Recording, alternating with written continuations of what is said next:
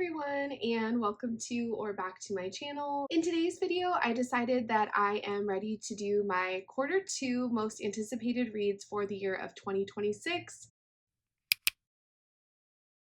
I always really enjoy filming these videos. I have done them for the past year and a half, and it's just a lot of fun for me, especially even to just kind of compile a list of books that I'm really anticipating over the next couple of months.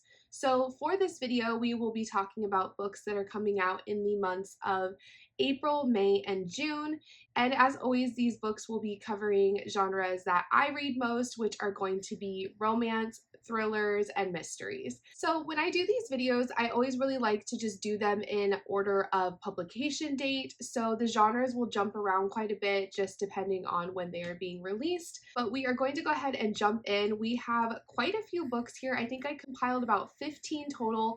And the first one is going to be Rights of the Starling. This is book number 2 in the Shield of Sparrows, I guess, series. I'm assuming that there's going to be more books. This is by Devney Perry, and I honestly have not read the first one, but it is a book that I was seeing everywhere. People really seem to be enjoying this one a lot. It appears to be a romantasy, and I think that the first one left off on a pretty big cliffhanger, which is why a lot of people were even more eager for this one to come out so that they can continue on in the series. But if you are like me and have not read the first one, I will just read the brief little synopsis that Goodreads has, just so we're kind of in the loop together about what this one is about. So essentially, like a lot of romantasy books, we are following some kind of royalty. This one says it is a princess that journeys across a cursed realm to find the truth about her family, only to discover that her quest intertwines with the fate of a lost warrior. Pretty brief and kind of to the point. It does say that these books are perfect for people who are fans of Sarah J. Maas and Rebecca Yarros. So again, this one just sounds like a lot of fun, and this one is being released on April 7th. It looks like it's a little bit of a thick one. It is sitting right at 500 pages. Alright, so the next one is a romance. This one is Happy Ending by Chloe Leese. This one releases on April 14th, and it is following Thea and Alex. It says they have just 3 things in common. They love food, they hate where they live, and they are both divorced, but other than that, they couldn't be more different. It says Thea's never cooked a day in her life, and Alex is a world-class chef. Alex resents feeling stuck in his hometown. Thea resents the town for not feeling more like home. Thea and her ex are in a custody battle for their dog. Alex and his ex amicably co-parent their daughter. Beyond a few friends in common, a couple small world connections, their lives look nothing alike. Fast forward 2 years and they're truly the best of friends. No one would ever know their friendship began as a lie. 2 years ago, their exes got together immediately following their divorces, and somehow Thea and Alex found themselves spinning a spite-fueled story about being old friends and first loves. 2 years later, what began as a ruse has grown into real friendship. Just friendship, despite what friends and family seem to think. But when their exes invite them on a 2-week, 2-family beach vacation, daughter and dog included, Alex and Thea start to wonder if this story they've spun might have gotten away from them, and if it's led them to the last place they ever thought it could, a happy ending. So this one definitely sounds really interesting. Obviously, like it said, they were both divorced. It sounds like their partners or their exes get together and they kind of form this story about how they kind of have history so that they can kind of spite their exes a little bit as well. This one is definitely reminding me of Funny Story a little bit, and how the exes, or the ones that were kind of broken up with, end up kind of connecting in a different way. So this one sounds really interesting. Again, this comes out on April 14th and it is 384 pages. So this next one that we have is As You Wish. This is one that I actually just kind of stumbled upon. I was looking at anticipated releases on Bookstagram and I saw this one on someone's graphic.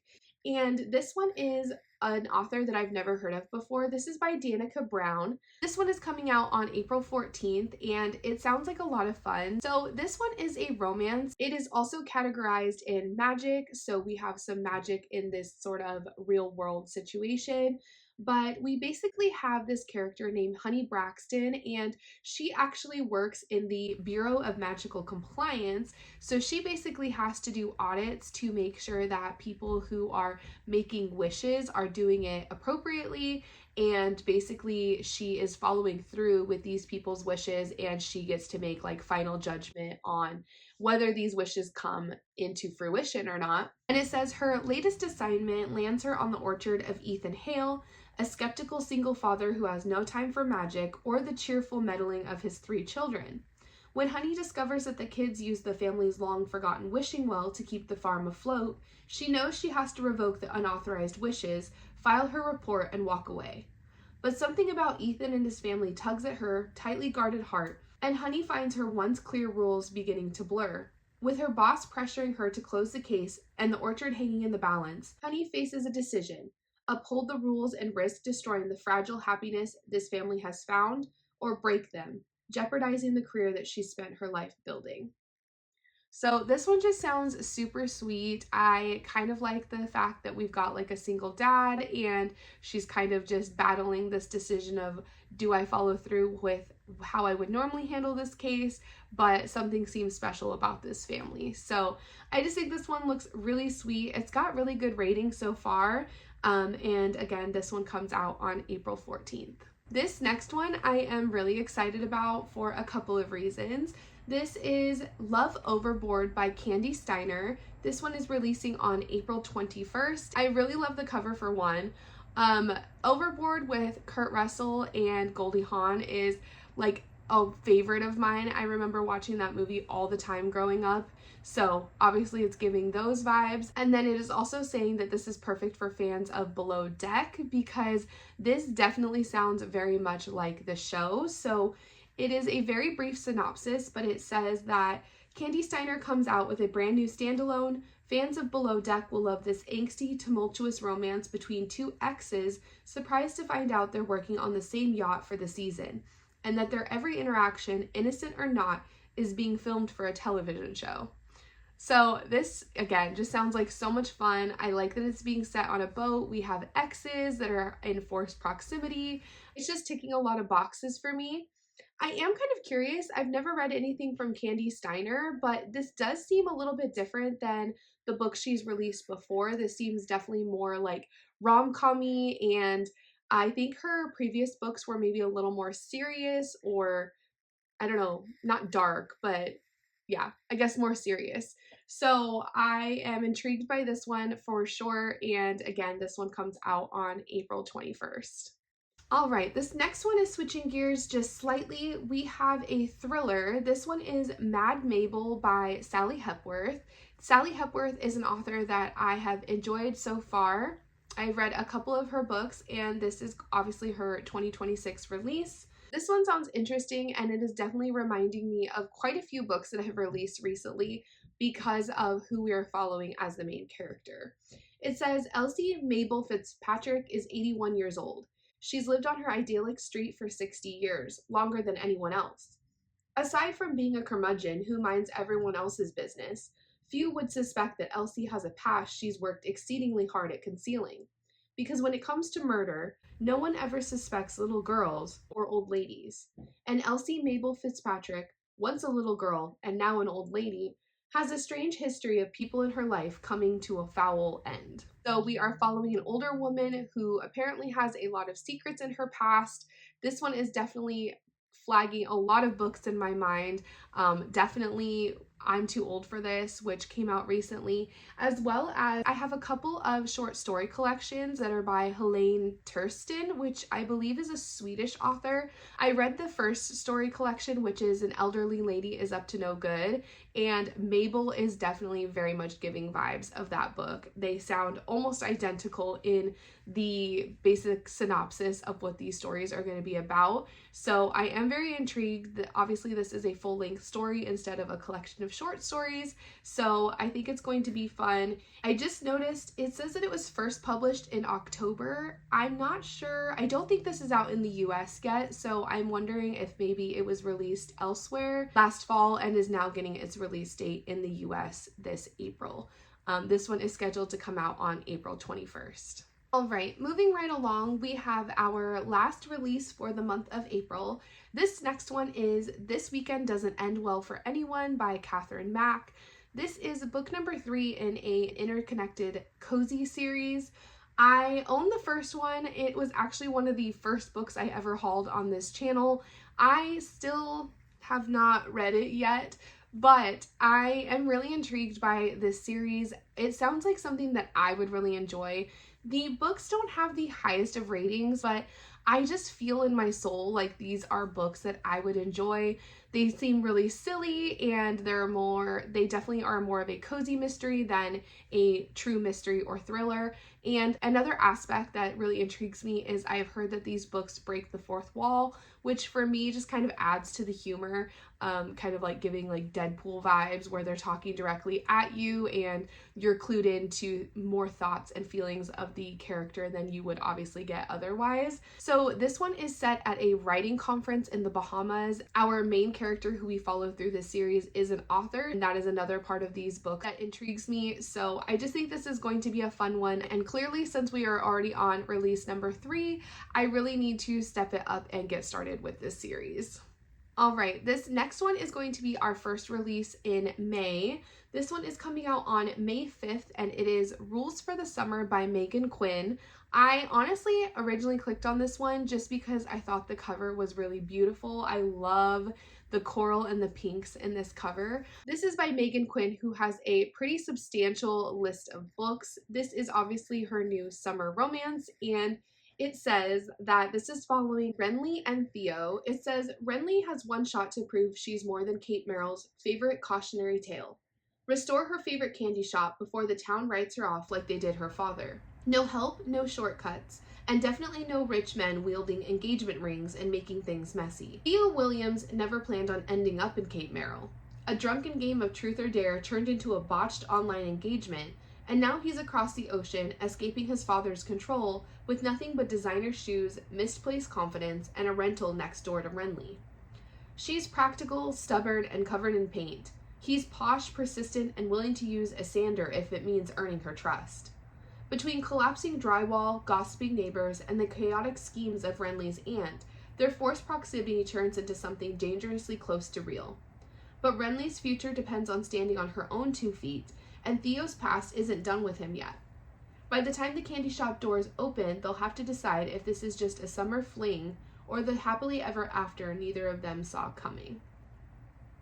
So, sounds like the setup of a lot of books. We've got a shop owner and this guy that's just kind of happens to be in town. He doesn't really have any reason to stay or any roots there, but they start to interact. They are now neighbors, so we have a little bit of forced proximity with them being right next to each other.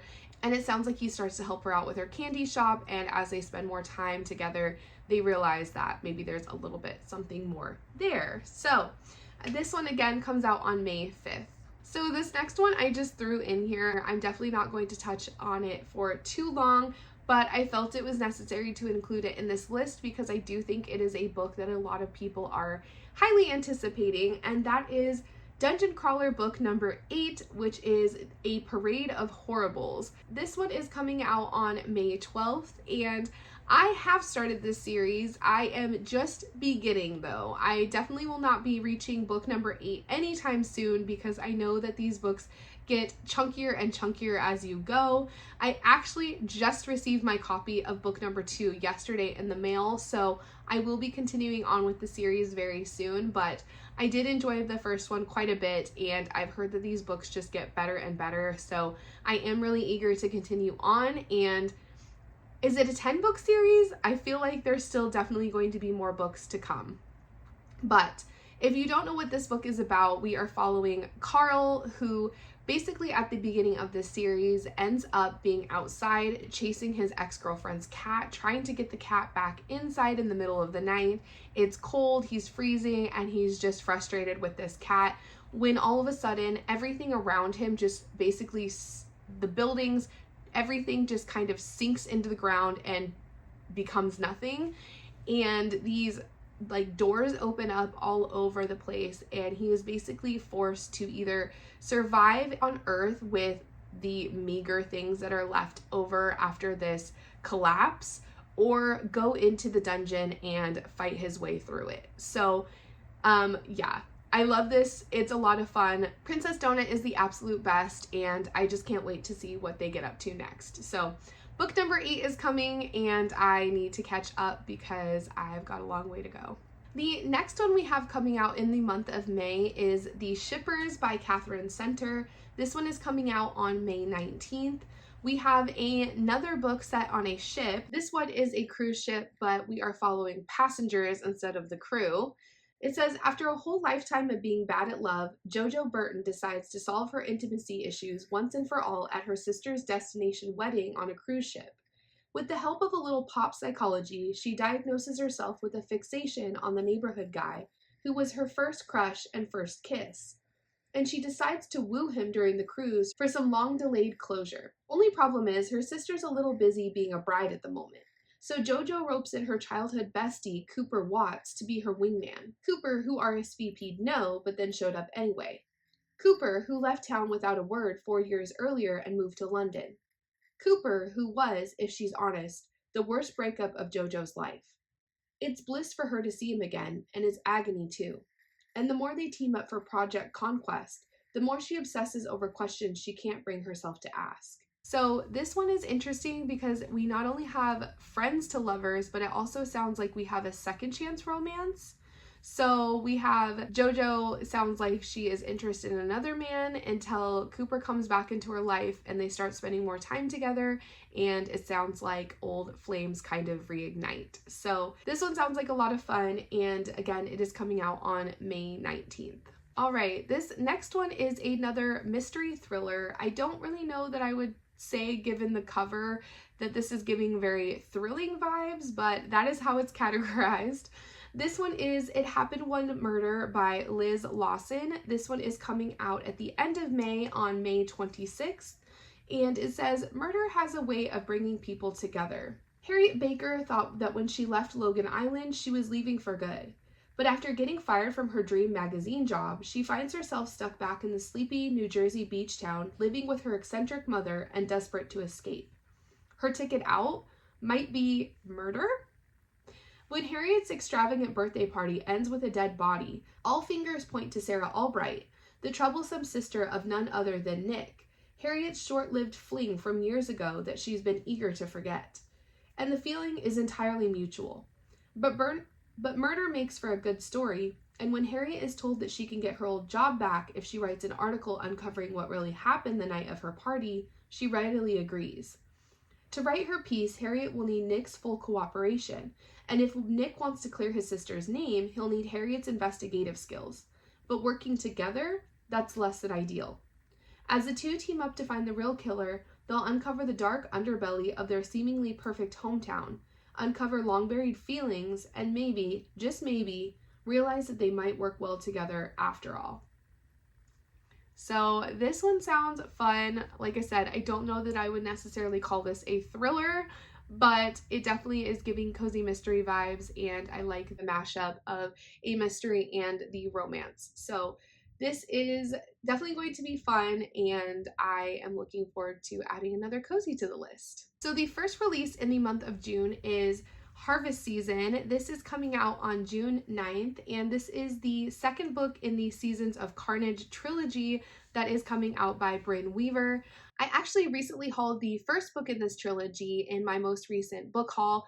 I got this one on a super good deal on my Kindle, and I have not picked it up yet, but I, again, have heard so much about Brynne Weaver and how excited everyone was, not only about her previous trilogy, but I feel like this one might be even more popular, especially now that people are more familiar with her writing and just connected to her as an author. So this one is already getting really high ratings. I'm not going to read the synopsis, but if I'm not mistaken, similarly to her previous trilogy, these are following a different couple in each book, so they're all interconnected and the characters will all know each other in one way or another, but this is a new one following Harper and Nolan. So like I say all the time, I really need to jump on my TBR and get started because a lot of these actually are continuing on in series, and I just have more books than I know what to do with. So definitely want to get this one bumped up on the list, and this sounds like a really fun summer read. So I will be interested to pick this one up in June. Like I was just saying about books being continuations in series, this one is also true to that statement. This is book number 2 in the Fire and Metal series. This is Lightwielder by Rachel Schneider. I'm not going to read the synopsis on this one. One, because I feel like with me specifically for fantasies and romantasies, a lot of the details kind of blur because a lot of them are similar to other books, but also because this is a second book in a series and I don't know if the synopsis is going to give anything away that happened in the first book. I don't want to spoil myself or anyone else for what that first book entailed, so I'm not going to read it, but just know that the second book is coming out on June 9th, and I think a lot of people are really excited about this one. Also, the cover is beautiful. I thought the first book was pretty, but these colors are stunning together. All right, we are nearing the end, but we have just a couple more. On June 16th, we have the newest release by Ashley Poston. This is following Sophie Dreer. It says, when Sophie plans her escape to coastal Maine for the summer for a temporary job revitalizing the storied grounds at Lilymore House, she doesn't expect to fall in love. But she does, with the beguiling land, the fragrant flowers, and the towering hedge maze, with the quirky staff and the enigmatic woman who owns the place.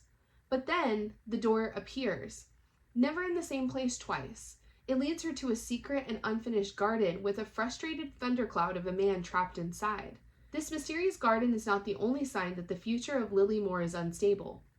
The foliage resists Sophie's careful nurturing, vines threaten to strangle the hedges, and the manor's owner has wild ideas about who will take over when she retires, including her inconveniently attractive nephew, who is also there just for the summer. Despite herself, Sophie has come to care for the residents of Lilymore just as much as she cares for its grounds. With the help of one man on the outside of the secret garden and one man on the inside, she might be the only person who can figure out exactly what Lilymore needs to bloom once more.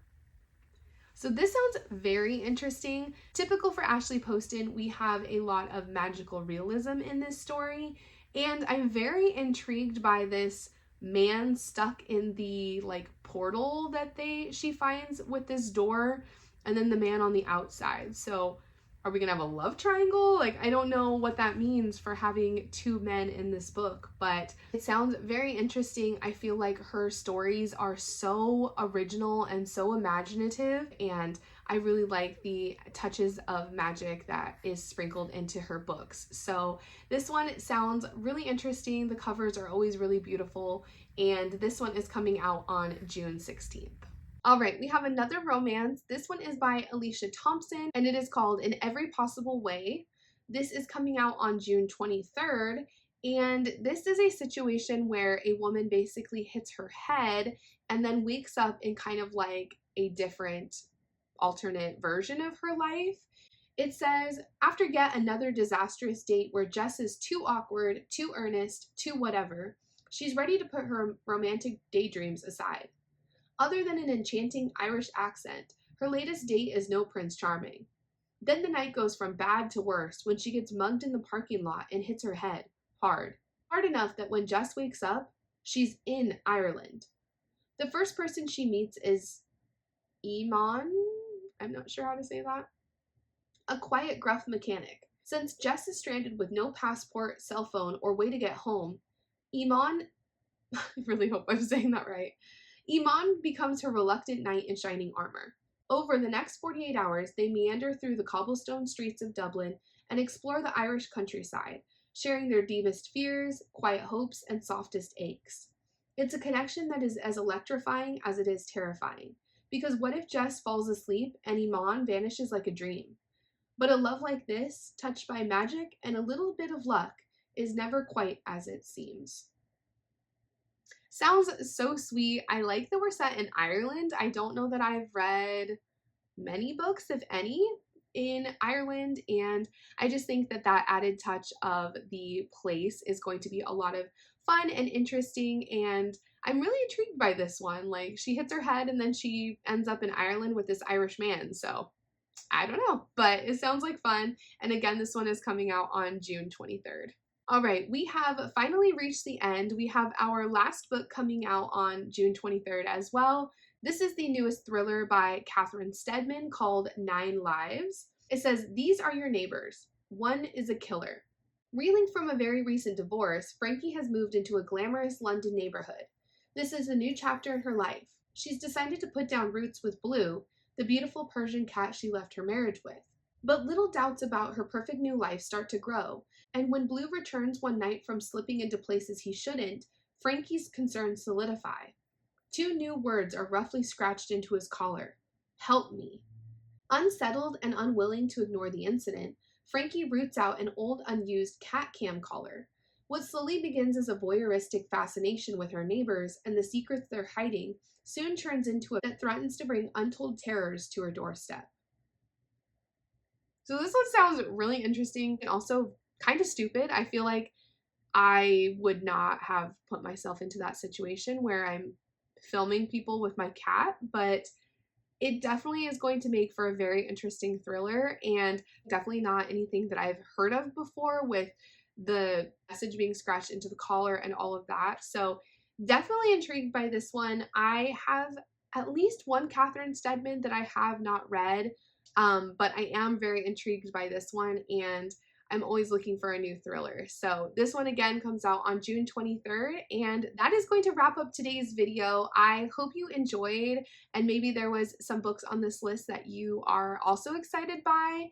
I clearly have a lot of reading to get to. I know that there are so many books on this list that I have not even started the series in, so I really need to get a jump on things and not let the year continue as it has started, because I've definitely not had the best reading year so far, but I'm hoping to change that and turn things around. So thank you guys so much for watching. I do hope you enjoyed this video. If you did, please like, comment, and subscribe. I would love to hear from you guys. And if there are any books in this list that you feel like I should definitely bump to the top of my TBR in the coming months, please let me know. And other than that, I will just see you guys in my next video. Bye!